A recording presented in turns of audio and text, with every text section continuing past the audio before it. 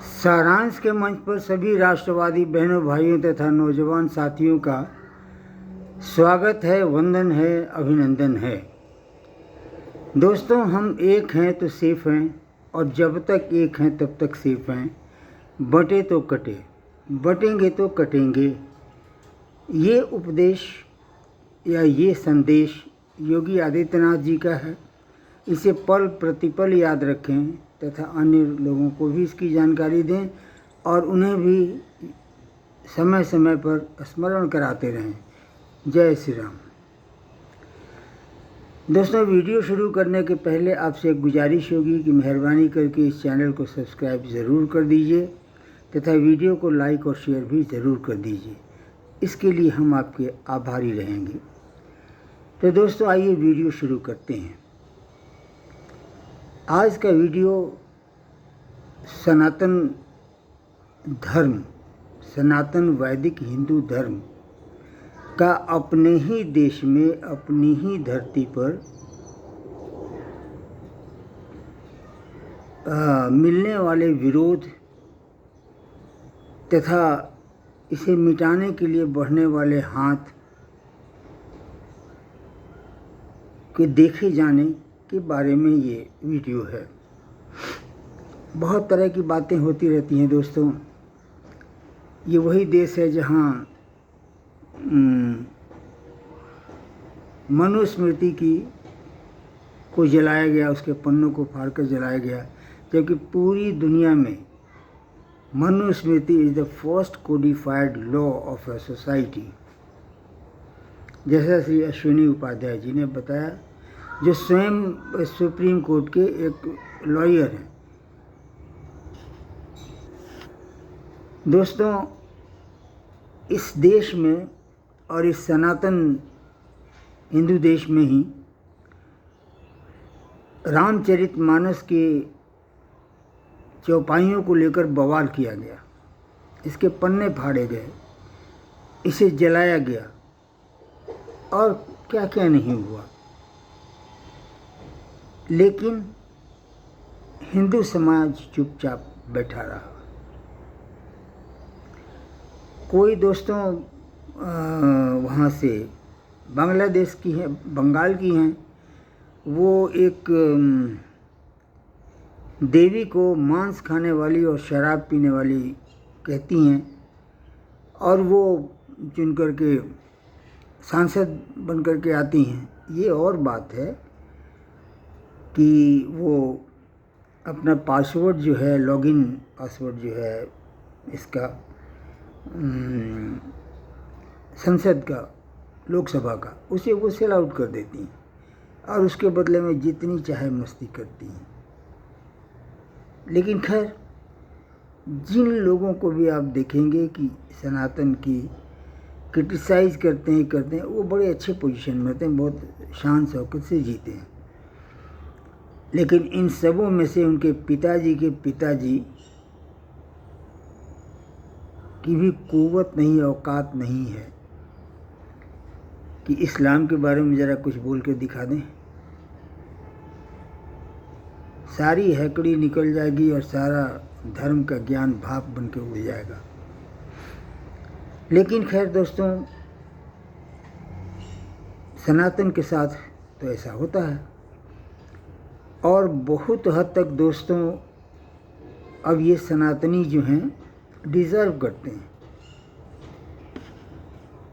ऐसा प्रतीत होता है कि इनके साथ अब ऐसा होना ही चाहिए। लेकिन आज मैं जिस घटना के बारे में बात करने के लिए बैठा हूँ आपके सामने, वो एक उर्दू का बहुत चलता फिरता मतलब क्या कहावत की याद दिलाता है कि बड़े मियाँ से बड़े मियाँ, छोटे मियाँ सुभान अल्लाह। मतलब मुस्लिम समुदाय या संप्रदाय तो जो कुछ बोलता आ रहा है, हिंदू ही हिंदू के बारे में बोलता आ रहा है, सो तो सब ठीक है। अब क्रिश्चियन लोग भी उस लाइन में आ गए। अभी इंडी गठबंधन के सार्वजनिक मंच से श्री उदयनिधि स्टालिन ने यह घोषणा की थी कि ये टाइफाइड और मलेरिया की तरह उपचार से ठीक होने वाली बीमारी सनातन नहीं है। यह बल्कि डेंगू की तरह की बीमारी है जिसे जड़ से खोद करके फेंकना होगा। आइए हम इसमें आपका आह्वान करते हैं और इसका नाम मिशन 2024 रखते हैं। दोस्तों, उस गठबंधन का कोई भी नेता, किसी भी नेता ने ज़रूरी नहीं समझा इसका खंडन करना। यहाँ तक कि उसकी सबसे पुरानी पार्टी, जिसको इस बात का श्रेय जाता है कि उसने इस देश को सेकुलर बनाया, उसका भी ये कहीं से ज़रूरी नहीं समझा गया कि इसका खंडन करे, या तो इंडिया अलायंस के अंदर या बाहर या स्वतंत्र रूप से। नहीं किया गया। अब सवाल ये है दोस्तों कि यहाँ विचार हम लोग ये करेंगे कि आखिर सनातन से लोगों को बैर क्या है या क्यों है। ये दोनों ही पंथ, इस्लाम और ईसाईयत, ये दोनों ही कहना ज़रूरी नहीं कि सनातन के बहुत बाद में ये इस धरती पर इनका आविर्भाव हुआ, लेकिन दोनों को के सामने स्पष्ट लक्ष्य है पूरी दुनिया को अपने कब्जे में ले लेना है। यहीं पर एक सवाल उठता है कि ये पंथ है, धर्म है, या एक पॉलिटिकल ऑर्गेनाइजेशन है, क्योंकि गोल तो पॉलिटिकल ऑर्गेनाइजेशन वाले है। इन दोनों को सनातन और हिंदू धर्म से समस्या क्या है जो इसे हर कीमत पे नष्ट करना चाहते हैं। दारुल इस्लाम तो ये पूरी दुनिया को बनाना चाहते हैं, लेकिन ख़ास करके ये गजवाए हिंद क्यों करना चाहते हैं। और इस मामले में ईसाईयत भी पीछे नहीं है, उसका भी वही एजेंडा है। दोनों में फ़र्क ये है कि बहुदेववादी रहा है ये सनातन धर्म, जबकि वो लोग एकेश्वरवादी। खैर, उन लोग के बारे में मैं क्या बताऊं, वो लोग सनातन को नहीं जानते हैं। चलिए आगे बढ़ते हैं। इसके बाद मुझे कहना है, दोनों ही पंथ के लोगों के साथ ऐसा हुआ कि कोई एक आदमी रातों रात मसीहा बन जाता है। उसमें हो सकता है परमात्मा का अंश प्रकट हो गया हो या जो कुछ हो गया हो, लेकिन वो ओवरनाइट महात्मा बन जाता है और उसके बाद एक बहुत बड़ी कौम उस आदमी की पूजा करने लगती है और वो परमात्मा का प्रकाश लेकर आया हुआ होता है धरती पर। ये दोनों ही धर्मों में बिल्कुल समान है। और ये दोस्तों कि ये लोगों को सनातन से वैर होने के 2-3 कारण हैं। पहला कारण तो ये है कि इसमें से जो कोई भी है, कुछ पीढ़ी पहले और कुछ लोग तो आज भी जो धर्मांतरित होते हैं, या बल्कि इनके गुरु या जो भी कहा जाए, इस्लाम मानने वाले, ईसाईयत मानने वाले, इस मजहब के होने के पहले वो क्या थे। नंबर 1 प्रश्न। दूसरा प्रश्न, आज की दुनिया को मान लिया अल्लाह चलाते हैं या जीसस चलाते हैं, लेकिन इसके पहले ये दुनिया कौन चलाता था।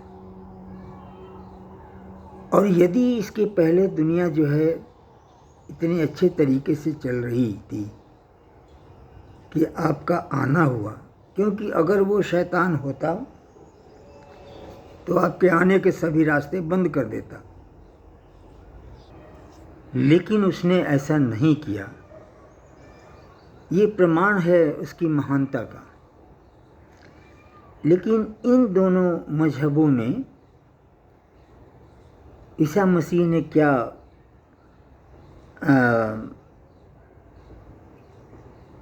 ये बताया, उन्होंने कौन सी पवित्र बातें बताईं, और बाद में जो चर्च के फादर्स होते गए, या उसी तरह से हज़रत मोहम्मद ने क्या बताया, और बाद के जो आलिम उलेमा जो है चीज़ों को इस तरह से तोड़ मरोड़ के क्यों रख दिया कि उन्हें सनातन से ही जलन होने लगी। अगर इसको मानने में आपको दिक्कत है तो इतना तो आप मान ही सकते हैं कि इसी सृष्टि में अगर कोई एक परमात्मा इस सृष्टि की रचना करते हैं, उन्हीं की मर्जी से सब कुछ होता है, तो कम से कम एक बात तो तय हो जाती है कि इस सृष्टि में एक नहीं कम से कम 5 ईश्वर ऐसे हैं जो इस सृष्टि की रचना करते हैं, मनुष्य को उत्पन्न करते हैं तथा सृष्टि को चलाते हैं। और उन 5 का नाम मुझे लेने दीजिए इस तरह से। सबसे पूरा हिंदू, उसके बाद मान लीजिए ईसाई, उसके बाद इस्लाम, उसके बाद बौद्ध, उसके बाद जैन, और फिर यहूदी बच जाते हैं। यानी 5-6 ईश्वर और परमात्मा तो आप भी जानते हैं, क्योंकि जब वही ऊपर वाला ही सब कुछ चलाता है। और एक बात पूरी तरह स्पष्ट है कि बौद्धों को न तो अल्लाह चलाते हैं और ना ही ईसा मसीह चलाते हैं, तो इनको कौन चलाता है? और इनको चलाने वाले के वजूद से आपको खतरा क्या है, और आप इनके अस्तित्व को इससे इनकार क्यों करते हैं? जानते हैं दोस्तों इसकी वजह क्या है? ऐसे चलिए इसकी वजह मतलब सनातन से संघर्ष का कारण ये करने के पहले हम लोग उस युवा राजनेता के बारे में बात कर लें जिसने आह्वान किया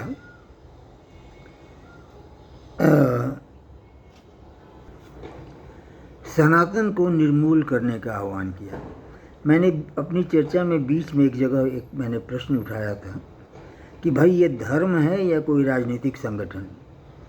क्योंकि ये जो महाशय जिन्होंने सनातन को निर्मूल करने का आह्वान किया, इनके पिताजी भी, उनका नाम स्टालिन है, वो भी ईसाई हैं, इनकी माताजी वो भी ईसाई हैं, लेकिन वो रोज़ मंदिर जाती हैं, रोज़ मंदिर जाती हैं, पूरा विधि विधान से वहाँ का जो स्थानीय विधि विधान है उस तरह से पूजा पाठ करती हैं, पुजारी का आशीर्वाद लेती हैं, घर भी आती हैं। एक बार किसी ने पूछा कि भाई आपका परिवार तो ईसाई का है, आप इस तरह से पूजा करती हैं, मतलब क्या है? अनसपोर्टेड इन्फॉर्मेशन ये है कि उनका उत्तर था कि मैं ऐसा इसलिए करती हूँ ताकि हिंदू परिवारों का वोट भी हमें मिले। इसलिए कहना मुश्किल है दोस्तों कि श्री उदयनिधि स्टालिन का ये कथन धार्मिक कारण से कितना है और इसके लिए राजनीतिक कारण किस हद तक जिम्मेवार हैं। लेकिन कुछ बातें हैं जो सनातन संस्कृति को ये लोग मिटा देना इसलिए चाहते हैं कि उसका दर्शन के सामने ये लोग खड़े नहीं हो पाते और ये लोग कोई उत्तर नहीं दे पाते। मैं बात कर रहा हूँ फादर का और आलिम उलेमा का, और किसी का नहीं। उदाहरण के तौर पे अगर परवरदिगार जो चाहता है वही होता है, और जो परवरदिगार चाहता है वो मनुष्य के कल्याण के लिए होता है, तो ये रूस और यूक्रेन के बीच में इतने मारे जा रहे हैं, ये कौन सा परमात्मा चाहता है ऐसा? इज़राइल और गाज़ा पट्टी के बीच में जो जंग चल रही है, अब करीब 1.5 साल होने को है, वहाँ जो मारे जा रहे हैं उनका उस तरह से मारा जाना कौन सा भगवान चाहता है? इसलिए दोस्तों सनातन धर्म कहता है कि नहीं, और स्वयं कृष्ण ने भी कहा है द्रौपदी को कि मेरे चाहने से क्या होता है द्रौपदी, मैंने यह भी तो नहीं चाहता कि महाभारत हो। किंतु सनातन सभ्यता में कर्म सबसे महत्वपूर्ण है और उसका परिणाम कर्म करने वाले को भुगतना ही पड़ता है। तो ईश्वर की इच्छा के अलावा भी कोई एक अस्तित्व है, वो है कर्म। एक ये बात हुई। दूसरी बात, जब किसी को सुपुर्दे खाक कर दिया गया, यानी मृत्यु से लेकर के कयामत के मध्य तक रूहें कहाँ रहती हैं, दुनिया के किस कोने में रहती हैं, इसके बारे में कुछ भी नहीं कहा गया। तीसरी बात दोस्तों एक और भी मैं कहना चाहता हूँ कि शेष सभी अन्य धर्मों में, चूँकि मनुष्य तो किसी कारखाने में बनाया नहीं जा सकता और न किसी फार्म में इसकी खेती की जा सकती, हर कोई अपने माता पिता का संतान है तथा वे लोग अपने माता पिता के संतान हैं, फिर वे अपने माता पिता के, फिर वे अपने माता पिता, फिर वे अपने माता पिता, इस तरह से पीछे क्यों जाएंगे तो अंत में एक पुरुष और स्त्री मिलते हैं जो सबके आदि पिता और आदि माता है। उनके बारे में क्या कहना है? दुनिया के शेष सभी धर्म दोस्तों एडम एंड ईव कहते हैं, कोई आदम और हव्वा कहता है, कोई और नाम से पुकारता होगा, मुझे नहीं पता, किंतु उसके बारे में पूरी स्पष्ट तरीके से और पूरे वैज्ञानिक आधार पर सनातन जो व्याख्या करता है वो अपने आप में पूर्ण है। इसलिए दोस्तों मुझे एक बात ऐसी दिखती है कि सनातन की बहुत सी बातों को काटना इनके लिए संभव नहीं होता, इसलिए ये लोग चाहते हैं कि ये संस्कृति ही नष्ट हो जाए। और उदयनिधि स्टालिन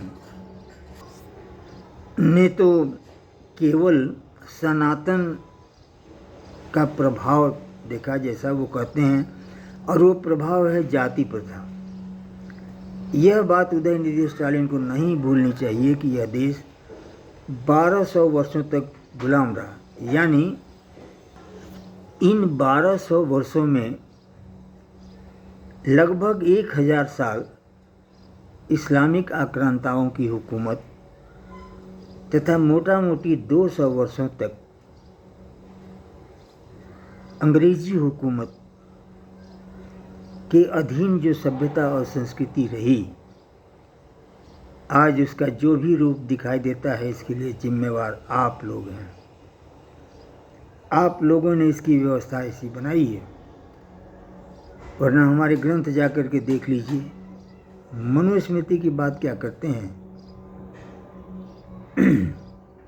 ये गीता में श्री कृष्ण ने स्वयं कहा कि मैंने 4 प्रकार के वर्णों की रचना की है, जिसे मनुष्य अपने कर्म के आधार पर धारण करता है। और इसमें मनुस्मृति में लिखा हुआ कि जन्म से हर व्यक्ति शूद्र होता है और कर्म से ही, तपस्या और अध्ययन से वह ब्राह्मण के ब्राह्मणत्व तक पहुंचता है।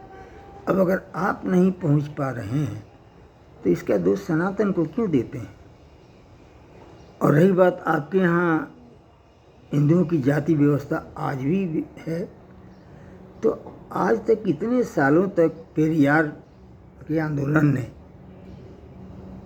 और ईसाइयत ने वहाँ किया क्या किया? जय श्री राम।